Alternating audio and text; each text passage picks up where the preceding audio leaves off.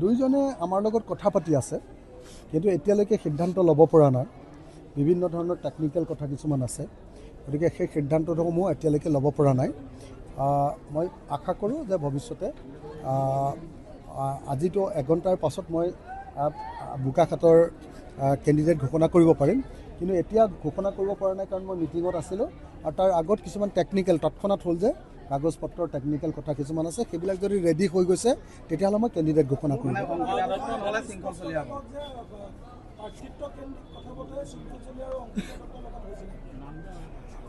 আলোচনা হৈছে।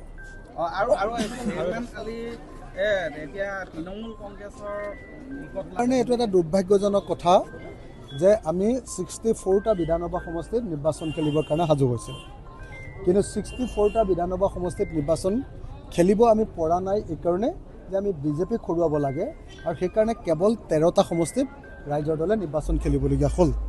এতিয়া উপায় নাই যে শৰ্মান আলী ডাঙৰীয়াৰ নিচিনা বিধায়কক আমি এৰি দিবলগীয়া হৈছে।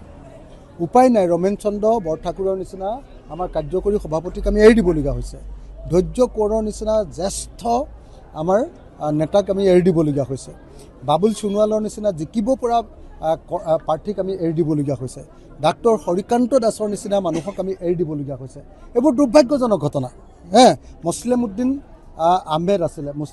আহমেদ আছিলে আমাৰ হেৰিয়াৰ জিকিব পৰা প্ৰাৰ্থী, কি কয় বীৰ সিং জৰুৱাৰ, কিন্তু দুৰ্ভাগ্যজনকভাৱে আমি এৰি দিবলগীয়া হৈছে।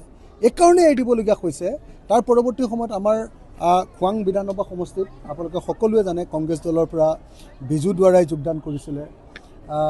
তাৰপিছত আপোনাৰ কি কয় ৰঙাপাৰা সমষ্টিটো আমাৰ কংগ্ৰেছ দলৰ নেতৃবৰ্গৰ যোগদান কৰিছিলে।